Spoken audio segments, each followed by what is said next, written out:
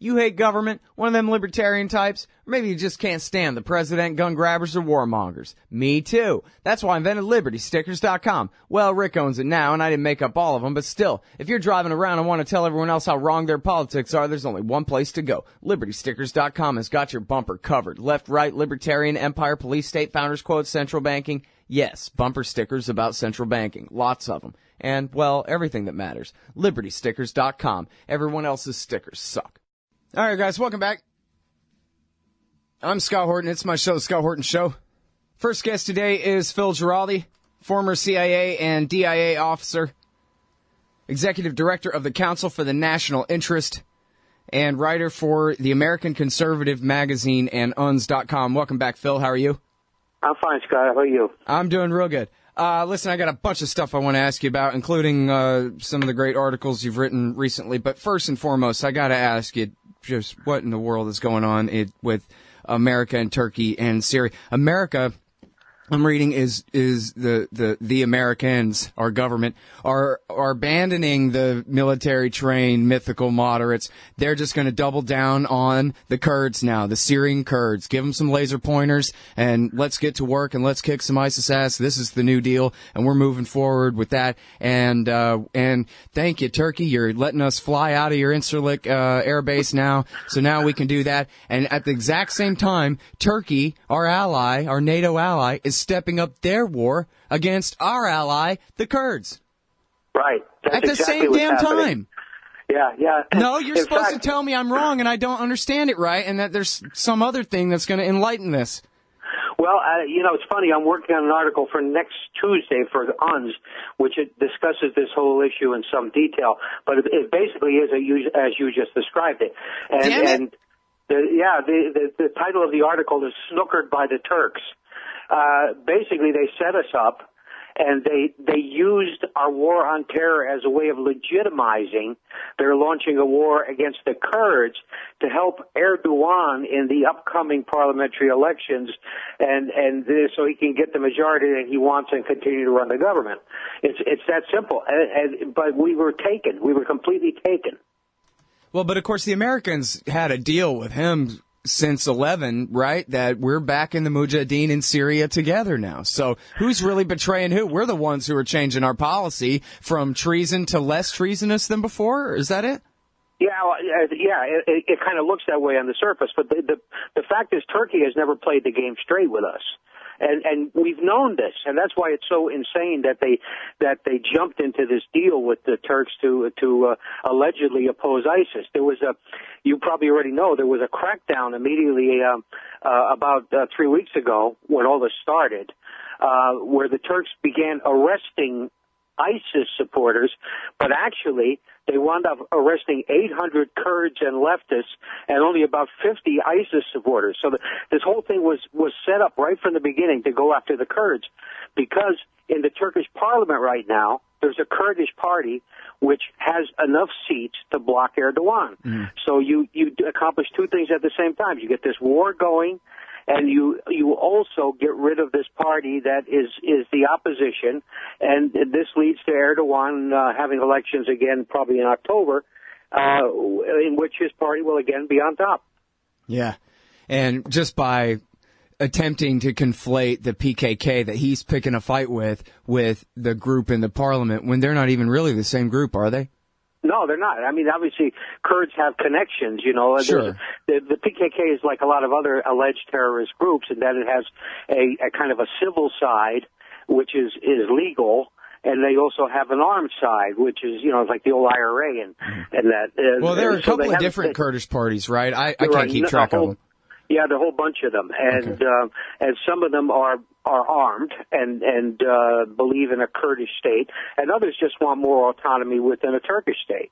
So it runs the gamut, and in fact, this party that Erdogan is going after pretty much just wants more autonomy, more Kurdish identity within a Turkish state. So he's going after basically the good guys, the good Turks, and he wants to get rid of them, and he's portraying them all as terrorists. He called a couple of days ago for all of their parliamentarians to have their immunity lifted so they could be prosecuted for being terrorists. And now, it's incredible. What is America's policy regarding Bashar al-Assad to change, to back him now, or to keep bombing him? I don't think we have a policy. The policy was always that we wanted to see some kind of resolution, and that Bashar was not part of it. That was the kind of our policy. But the fact is, obviously this regime change policy is not going to work. So we're stuck in a situation now where the Turks are attacking our own allies, and ISIS is getting a free pass on this, and apparently the Pentagon is furious about it. There have been a couple articles where generals have said that, we were really screwed on this. The Turks really stuck it to us, and yet, of course, the White House is not saying anything. Now, we go back to Seymour Hersh and his article about what happened 2 years ago. He says Turkey and the al-Nusra Front, Al-Qaeda in Syria, worked together to commit this sarin attack in order to pin it on Bashar al-Assad and get, Obama and McCain to work together to get us to bomb Assad out of power in Damascus. Yeah, it's completely plausible. And in fact, this current round of violence started with a suicide bombing in the south of Turkey, in which 32 mostly university students were killed. And for me, reading this, it sounds like a false flag. They had this guy who was of Kurdish origin, who they allege is linked with ISIS, but provided no evidence to prove that. And they claimed this guy was a suicide bomber from ISIS, and said, well, now we have to go after ISIS, which actually was a lie anyway, because they wanted to go after the Kurds. So the whole thing is kind of, it's so crazy. If you were to write a novel with this theme, your editor would come back and say, Scott, get the hell out of here. Yeah. But in other words, you're saying that suicide bomber could have just as easily been an al-Nusra guy, and dead men tell no tales there. Exactly. Or he could have been a guy that the Turkish intelligence service kind of set up.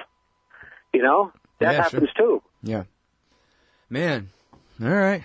Now, here's some old war propaganda that's coming back up in terms of the Iran deal. We got to talk a lot about the politics of the Iran deal in the next segment. But back in 2000, right now at the New York Times, they have a piece about this, and they're showing this ad. Bipartisan group of ex-senators to run ads against Iran deal is the headline, and it's an Iraq war vet named Bartlett who's saying he was hit by an EFP. Iran did it.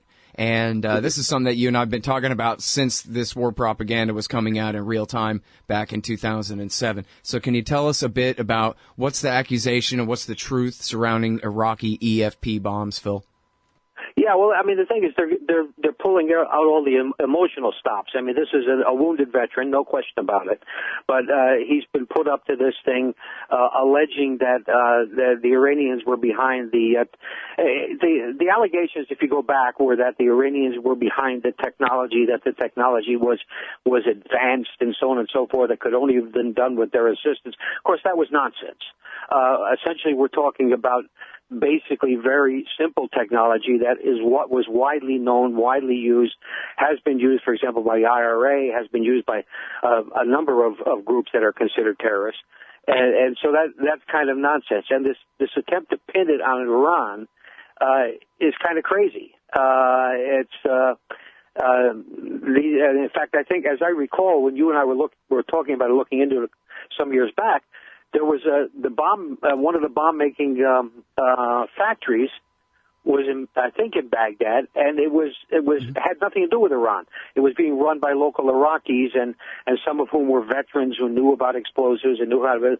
So anyway, the whole allegation of Iran as a terrorist state, as a state that's been killing our soldiers, these are all kinds of emotional appeals. And we should see them for what they are, which is basically they're essentially bogus. Yep. All right. Now, I have two recommendations here for the people. They're both blog entries by me at antiwar.com.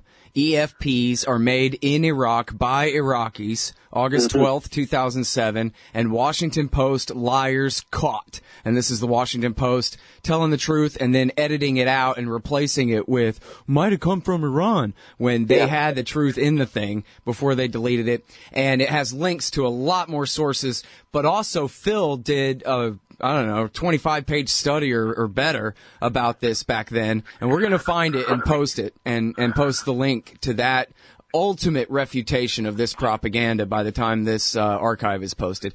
Live audience, hang tight. We'll be right back with more Phil Giraldi after this. Hey, y'all, Scott Horton here for WallStreetWindow.com. Mike Swanson knows his stuff. He made a killing running his own hedge fund and always gets out of the stock market before the government-generated bubbles pop, which is, by the way, what he's doing right now, selling all his stocks and betting on gold and commodities. Sign up at WallStreetWindow.com and get real-time updates from Mike on all his market moves. It's hard to know how to protect your savings and earn a good return in an economy like this. Mike Swanson can help. Follow along on paper and see for yourself. WallStreetWindow.com. All right, you guys, welcome back to the show.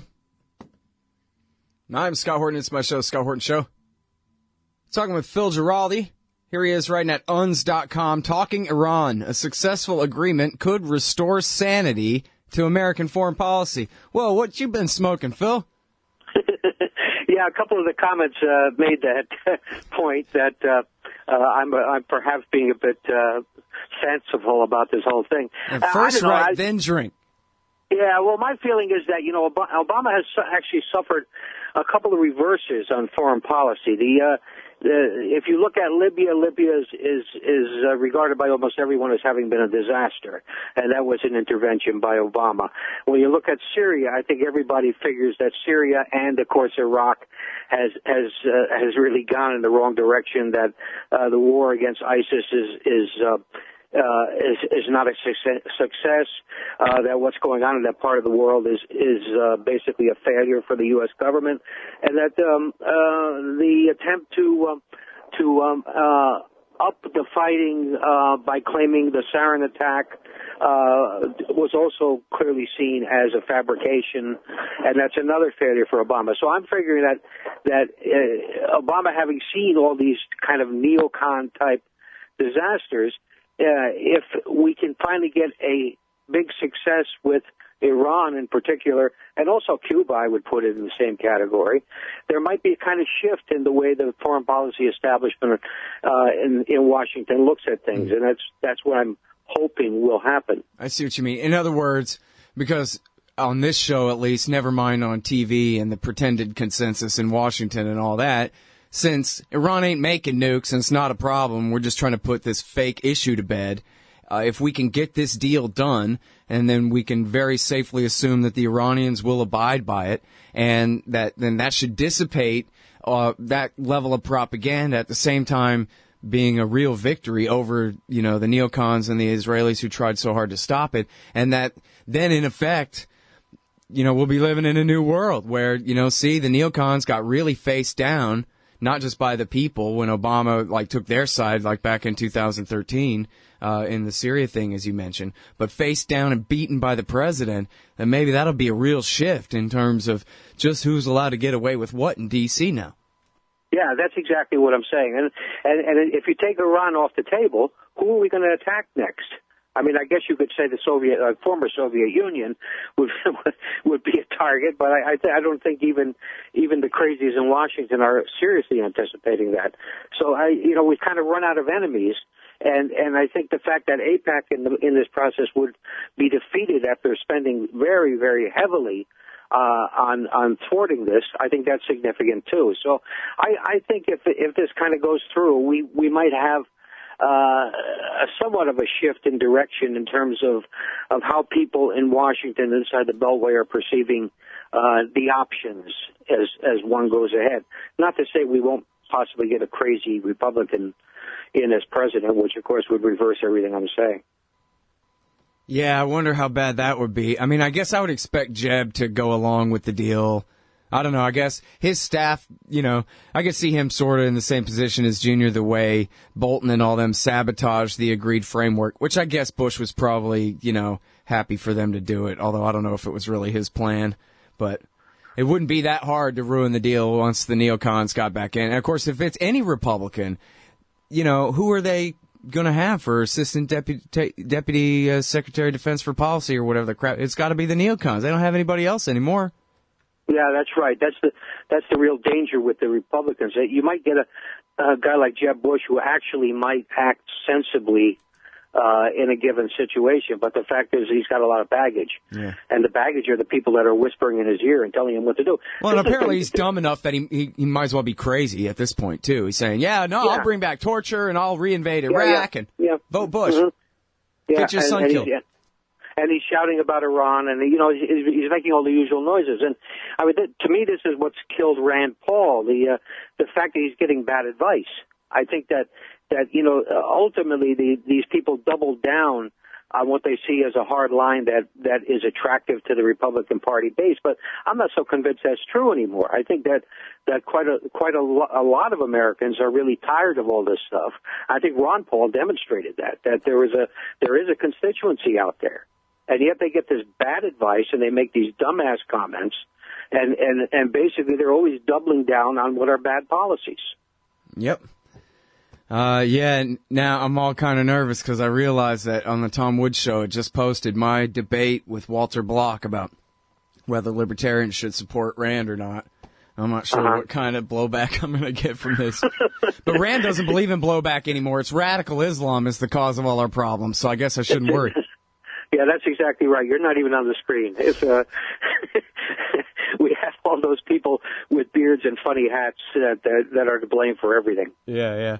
Well, and the deal says exactly what it doesn't say because I need an excuse to oppose it. So. Right. Exactly.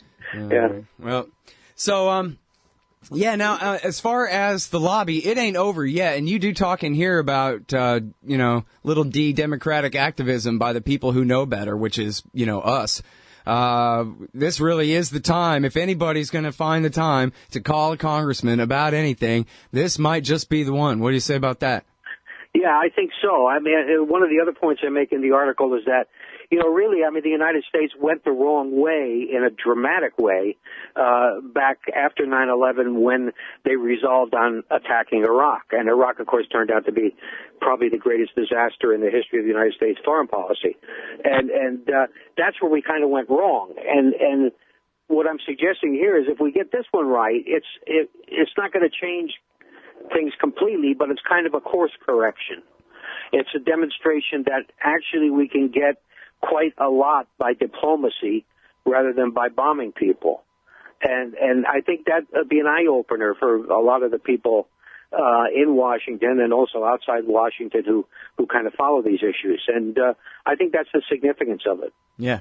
Well, and especially like you say, when the Israel lobby is spending so much money and doing everything they can to create this fake narrative that we're basically handing them H-bombs or whatever kind of nonsense, that if that narrative loses, I don't know about the minds of the right, but it seems like in the great silent majority of just regular folk out there that that'd be a pretty bad loss for that kind of war propaganda too. That it turned out that actually no, the deal was to restrict their program, not to help them make bombs. What the hell was I listening to on talk radio anyway?